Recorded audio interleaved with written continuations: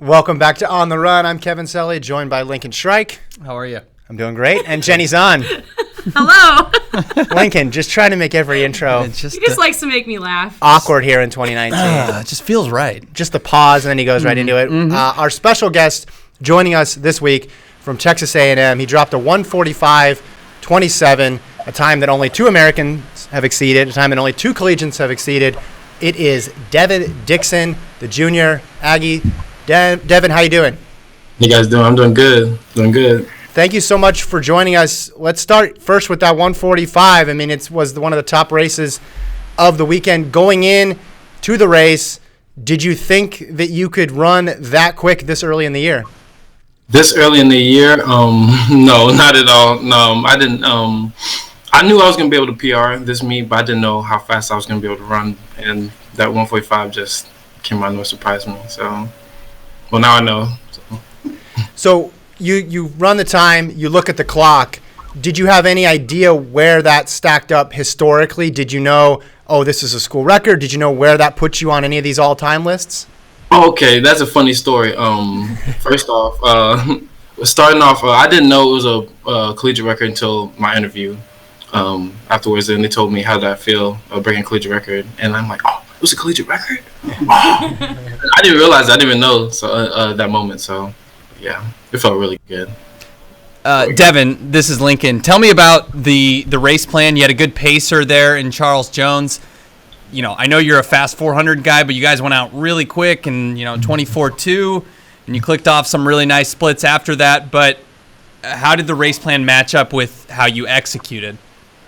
Not at all. Not at all. Not at all. It didn't work at all as I planned it to be.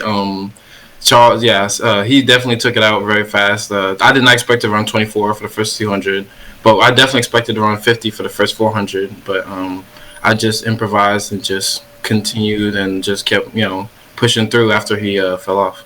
Well, would you have changed anything, or will you change anything going forward? Did you leave a few ticks out there on the track that you can improve on that you may have learned from this weekend? Definitely. There's always something I can learn from. There's always going to be mistakes. There's always going to be things that I can learn from, and I definitely will implement them in my next race. And what were they? Just curious. Oh yeah.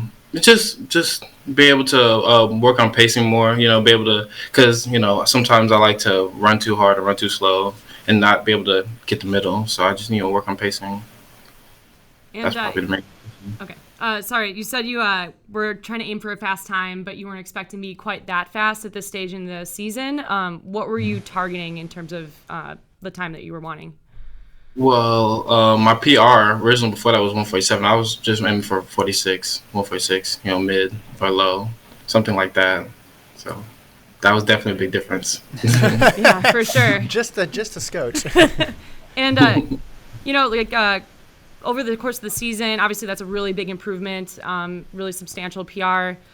What do you attribute that improvement to? Just the training that my coaches give me every day for the past 3 years now. Just the same training that they've always been giving me on and off the track. I gotta keep my body right, keep my body like a temple. Just same routine that I've always been doing. Just now mentally getting into it. So. Well, tell me more about that. I remember, and we were looking back as we researched this interview, you were disappointed in your NCAA outdoor 800-meter performance, and I think you even mentioned your words calling it there was a trash performance. Now, most people wouldn't call a fifth place finish at NCAA trash. So tell me more about your mental approach and how you are looking to hone in on that to be better prepared for the big races. Well, first to acknowledge that, I set a high expectations for myself, and for my abilities, because I know what I'm able to do, and so calling it trash, basically what I think of as like, oh, not good enough or not what I expected to be. So, and what was the question again? I'm sorry. No, that was it. Just you mentioned that you've really focused on your mental approach. Why was that something that needed improving from last year or years before to this year? I've always, had some doubts about myself, my abilities. That's been happening since, I first ran track. And I've just been working mentally, from moving from high school to college and then college to wherever's next for me. It's big steps. There's a lot of mental issues going on, stuff like that. But able to fix it, able to work on it, and just get better. A guy whose record you broke indoors, I believe Donovan Brazier had run 145 as a freshman. Then the following outdoor season, he ran a collegiate record 143. Does this time, I know you got a lot of indoors left, but does this time get you thinking at all about, hey, what does this mean outdoors for me? Oh, definitely. If I run this, then maybe I can run that outdoors. Yeah, it definitely has me thinking a lot. I'm very, very excited and looking forward to what's going to happen in the future.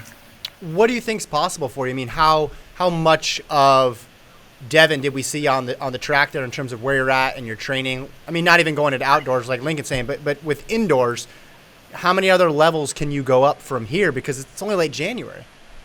That's the beauty of it. I don't know myself. I personally don't know myself. All I know is that was probably 60% Devin, 60 or 70% Devin on the track. Would you describe yourself as a front runner in terms of the 800? Definitely, yeah, definitely. I'm too tall to run in the back. I'll get tripped up, elbowed, stuff like that. No, I have to run in front. Does that at all tie into the mental approach? Because I have to imagine mentally it's a little more taxing to be at the front because there is all those expectations and pressure on you. You don't really have anybody to key off you, and if someone does go by you, it has to be a bit demoralizing. Does that make it more of a mental challenge, the fact that you are up front in all these races? Originally it did in the beginning when I first started off, but later on as I get older and as I get wiser and understand the race more, I start understanding that certain things happen for certain reasons for you to be successful. Win or lose, things that happen that are good happen good for a reason. Things that happen bad happen bad for a reason. All happens for a reason. I can't focus too much on the negatives. And you definitely come at it from a speed perspective. Being crazy quick in the 400. I think you split 43 high last year outdoors in that relay. Do you have any, how do you meld those two things together to make sure you're not overcooking it that first quarter? Because you're going out in 50 point, but I'm sure you could go even quicker that first 400. How are you able to balance those two things? Don't run too fast, don't run too slow. That's all I can do. I'll know if it's too slow because I know how I usually run. I know how I feel. I know what it feels like to run this certain time. I know what it feels like to run 47. I know what it feels like to run 46. I know, and right now I know what it feels like to run 45. I'm just gonna keep holding on to those instincts and those feelings that I have, and just follow through with that. Nick Simmons, one of the best U.S. 800 runners of all time, always talked about he noticed there was always that 2-second differential, first lap to second lap. So like a 50 and then a 52 or a 52 or 54, whatever level you were at, he was always thinking about that 2-second differential. What's your target between first lap and second lap? Because I'm imagining it would vary person to person. But how do you see it? What's your ideal race in terms of splits? In terms of splits, well, I actually had it at Texas Tech, the ideal race, just running 20, probably have to be 50. 50 or 51 is probably the guaranteed 400 for me. 50 or 51 has to be those times in order for me to run fast. Has to be 50, 51. And then everything else, I leave that to my coach, to let me know on the track, on the side. Devin, you ran this, you're at this, you run faster, run harder, run slower, Do you feel like that at Texas Tech, that last 200, how did it feel? The last 200, oh yeah, I felt the last thing. I felt it. Yeah, I felt it. I knew I could push through it though. What's pain, no pain, no gain. So in terms of like how you looked out there, you looked really comfortable and most of all confident. It takes a lot of confidence to go out there and run a time like that, to go with the pacer and then really take it home. If you could point to one thing that really helped you get there in terms of confidence, what would it be?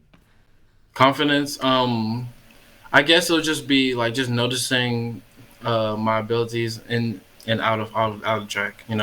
Just being able to realize that I have more than what I think I have. And be able to just understand that I've been here for a reason. Guys put me in this position for a reason, so I need to trust in him and just let him take me to the promised land. Devin, unless someone runs quicker than you, which would seem, based on history, in the NCAA would seem unlikely, you'll, likelihood be the NCAA favorite heading into nationals. Will you kind of enjoy that pressure? Is that something you're going to have to combat to get to your highest level? Or are you right now saying to yourself internally, hey, I'm the favorite for NCAAs and I accept that? Absolutely, absolutely. I mean, I feel like anybody who, does something to push themselves in that high elevated position already know the consequences that come with it, you always gonna have a target on your back. You do big things, you're gonna have a lot of people looking at you, people want to be you, want to be like you, or want to beat you, stuff like that. It just comes with it, you just got to be prepared for it.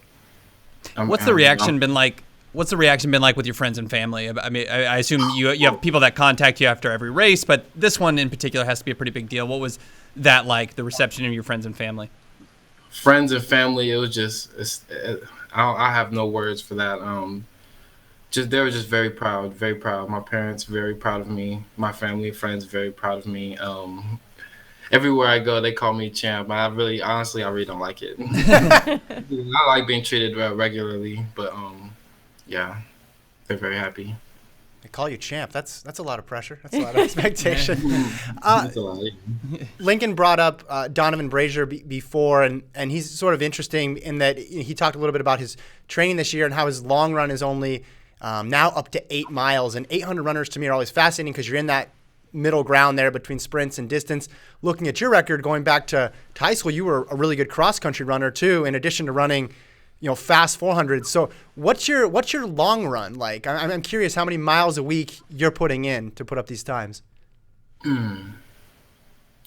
I'm gonna have to check out with my coach. But I know. Each week we always have these long runs, 40 minutes every Wednesday each week. So I think it's around 40 miles. I think 40 miles a week. I think okay. 45. So your long run is 40 minutes though. That's the longest time. Yeah, 40 minutes. Go? Yeah, for Wednesday. That's just for that day though. Yeah. Like that doesn't also include like the other runs, for the other days because it varies each week. So. Mm-hmm. And you've also been involved in some incredible 4x4s. Well, not just indoors, but also outdoors. You guys broke 3 last year, and you were part of that race indoors where the world record went down. Entering that race, you're always coming off of an 800 for the most part. When you're waiting for the baton, how are your legs feeling, honestly, when the baton's about to touch your hand? Honestly, legs, I have to wake them up before I get a baton. I always have to wake them up. That's why if anybody ever sees me before I run a relay, I punch my leg to wake it up. I slap on my leg to wake it up. Try to let it know, hey, it's time to go. We still got one more race left. We got to wake up, But that's about it. Just have to wake my legs up a little bit. Devin, when are we going to see you next? What race will be next for you in the 800? 800, I am not so sure yet. I know Clemson I'll be competing, and yeah, that's all I know right now. But yeah. Do you think you can? I'm pretty sure it'll be soon. The time you were there, in Lubbock where you ran obviously 3,200 feet of elevation. I don't know how much stock you put into it, but it converts down a little bit under 145 when you take in the altitude. That I know you broke the U.S. collegiate record, but sub 145 would be the overall collegiate record ahead of Paul Rang of UTEP back in the day. Do you think you could be a sub 145 guy in indoors? I think so. I don't think so. I know so. I know I can. I know my abilities. I know what I'm able to do. I think I can. I know I can. I don't know. Cool. I think I said I know. Is that something you're going to be going for in your next race? Oh, definitely. I was going to go for something bigger. I was going to go for something better. Can't settle, can't stay. I got to stay hungry all the time. I always got to stay hungry. In the 4x4s that we mentioned before, you had a real good one at West and then a good one at NCAAs where you were matched up with one of the greatest collegiate 400 runners of all time. And Michael Norman, he was coming off after a 400, but you were coming off after an 800. What was it like racing against him? It was a race, it was honestly it was like every other race, I believe, in my 4x4. I feel like it was like every other race, just another person to run against that's also good too. And it was a really good race too. It was a really good race. I thought so. But Well, the one that at was West, prelims, I remember because I was standing trackside and he split something. You ran something crazy and he just happened to one up you. And then as you crossed the line, I remember you were upset that he caught you. And I remember thinking, man, this guy's a pretty high standard for himself. He's an 800 runner going against going to be the greatest 400 meter runner in collegiate history. And you still expected to hold him off, and you still expected to beat him. Am I remembering that correctly? Yeah. You can't do big things without expecting yourself to be able to do those big things. That's why I set high standards. I set high standards that way I can force myself to believe that I'm able to obtain those high standards. So I always put myself on that high pedestal so that way I can believe that I can, obtain certain things that wouldn't be in my reach as much as other things. Devin, I'm curious, you ran the fastest, Donovan Brazier and Clayton Murphy both ran last weekend. Different meet, of course, but you ran faster than those guys, and they ran at sea level. Long season ahead, of course, in the NCAA. I'm curious if this performance has changed any of your mindset outside of the collegiate season. Are you now thinking about the U.S. championships and possibly qualifying for the world team? Definitely. I am thinking about that. I am definitely thinking about that. Yep. Yeah, did the 145 change your thoughts going from, hey, maybe I'm a guy that could, sneak in there to now like, hey, if I run my best, I'm going to be on the team? Like, did it change your ability in your mind to possibly, again, we're a long ways away from this. I know you got a lot of meets, but to possibly qualify for the world team? I mean, because it would seem on paper you're right there. I already knew I was going to, it wasn't the idea of like, oh, I might sneak in. I already knew. Like I said before, I already knew I was going to be able to get to compete at the world team, world level. I just needed my mindset just to get my mind right. I already knew. How did you already know? Was it something you were seeing in practice, or was it like splits you were hitting all of a sudden? I just knew. I just knew. I mean, a lot of things with me is like, it's more of a I just know. I just knew, like at Texas Tech, before I ran at Texas Tech, I just knew something big was gonna happen at that meet, and it did. God just talks to me and just tells me, and I just know. How important is that feeling for you? Like you said, because like for somebody from the outside, you say, well, I just know. There's going to be a continuous like, well, what do you mean you just know? Like what is physically or viscerally, what is that I know? Like what is it that you have there that makes you feel confident?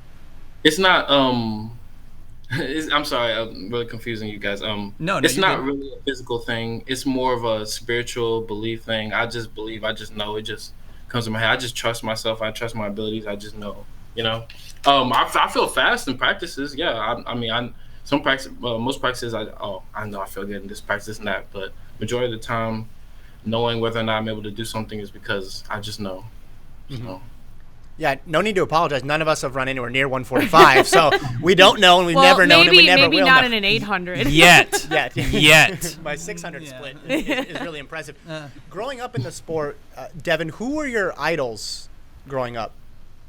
Definitely Johnny Gray. Definitely Michael Johnson, and David Rudisha, and obviously Usain Bolt. The main guys and stuff like that. I really looked up to those guys. I always admired just the ability to just stand out, just to be able to have that ability and drive just to stand out of millions of people on this earth, to be able to work hard just to be able to stand out in front of all these people. I just really admire that a lot, and just be for them to be leaders, in their events and stuff like that. I just really admire that a lot. Have you had a chance to meet any of those guys? Nah, not yet. Nope. Hopefully. Cross my fingers. Hopefully. Well, Johnny Gray was famously a front runner too. I mean, he went hard. I mean, did that inspire your race tactics? Yeah. Yes. I would go as far to say is the reason why I run now, the way I run now, is because of him. Wow. Were you watching his races growing up on YouTube or something? I mean, because you're a pretty young guy, and Johnny Gray. I mean, I don't want to date Johnny Gray, but that's a different era entirely. Yeah, that is a different era. But yeah, I was watching videos. Yeah.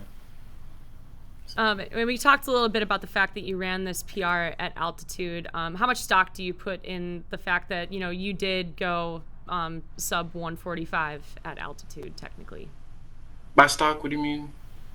Just like how much do you like believe in the whole altitude conversion when it comes to Oh. like the 800 or anything lower than that, basically? I really don't pay attention that much with altitude and stuff like that. Did it feel Honestly, harder I than just, huh? Did it I'm feel sorry? harder? Like, did you feel like there was less did. oxygen than when you run at College Station? It did. It felt like the lactic acid came faster. It felt like, a little bit hard to breathe. It did feel like that, but push through. Just got pushed through. Are there any like cues you give yourself when you do start to feel that lactic acid build up? Like, what are you telling yourself mentally when you start to feel that fatigue hit? Oh yeah, keep running. Just keep running. Man. Wish it would have been that easy for me. You're almost done. You're almost done. After this, you get to take a week break. No, you don't have a meet this week. That's next true. week, you just gotta chill. That's what I was thinking about. Yeah. We'll close it with this, Devin. The 4x4 is going to be very competitive this year. You guys have a strong quartet. Florida brings back all four from last year. We've seen Houston put out an impressive early season time. What's in store for you guys at SECs and then at NCAA indoors in that 4x4? Something big. That's all I gotta say. Something big. Yeah. Yeah. Any time prediction? I'm not gonna make a time prediction yet. I have an idea, but I'm not gonna say it yet. But I definitely have confidence in my guys. I don't know if you saw, but Houston wasn't shy about making predictions for their 4x4 times this season. Oh, yeah. Yeah. Do you think outdoors, you think we'll see another sub 3? Sub 3? Yeah, definitely, absolutely, definitely. Like the confidence. I love the there. confidence Yeah. here. Devin, thank you so much for spending some of your Wednesday with us. Good luck the rest of the indoor season and then outdoor and beyond. We really appreciate your time. Anytime. All right. Good luck, Devin. That is All right. Thank you. Devin Dixon, Texas A&M. Yes. It's simple.